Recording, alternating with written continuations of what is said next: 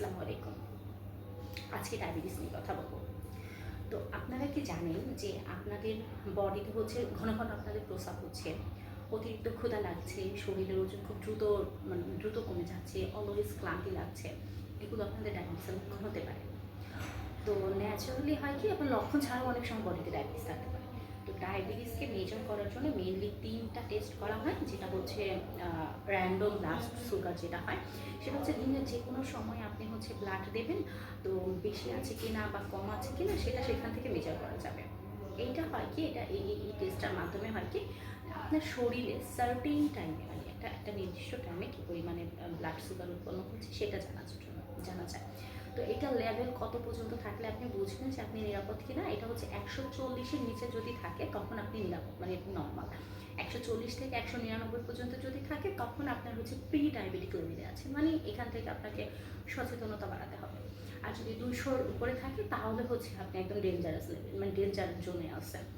আরেকটা হয় random blood sugar, এটা হচ্ছে আচ্ছা আমি র্যান্ডম ব্লাড সুগারটা বললাম। এবার হচ্ছে মানে ফাস্টিং ব্লাড সুগারটা হচ্ছে 8 থেকে 10 ঘন্টা পর্যন্ত আপনি না খেয়ে থাকলেন, তখন আপনার বডি থেকে ব্লাড নিয়ে আপনার হচ্ছে ফাস্টিং ব্লাড সুগার করা হবে। আচ্ছা, এটা হচ্ছে শরীরের বেস মানে আমাদের শরীরের বেস লাইনে কী পরিমাণে সুগার আছে এটা জানার জন্য আমরা হচ্ছে ফাস্টিং ব্লাড সুগার করে থাকি। আচ্ছা, এটা নর্মাল রেঞ্জটা হচ্ছে 70 থেকে 90 মিলিলিটার পার ডেসিলিটার যদি আপনার হয় তাহলে আপনি নর্মাল আছেন।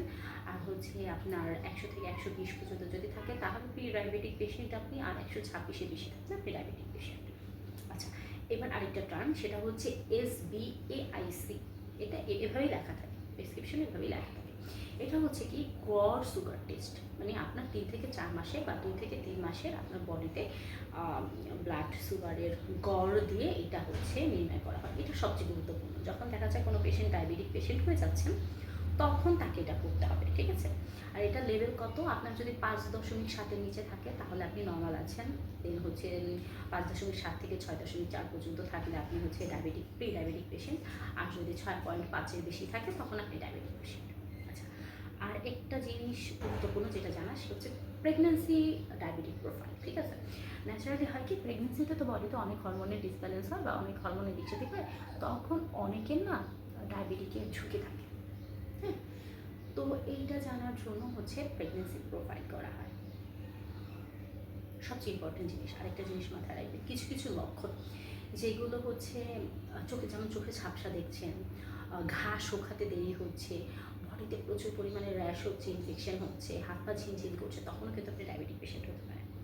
তো ডায়াবেটিস এটা একটা সর্বজনীন ব্যাপার, সার্বজনীন ব্যাপার হয়ে গেছে এখন, আর এটা কিন্তু প্রচুর ডেঞ্জার জোনে আছি আমরা।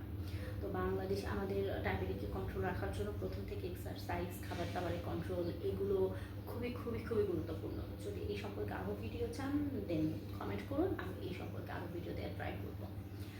আল্লাহ হাফিজ।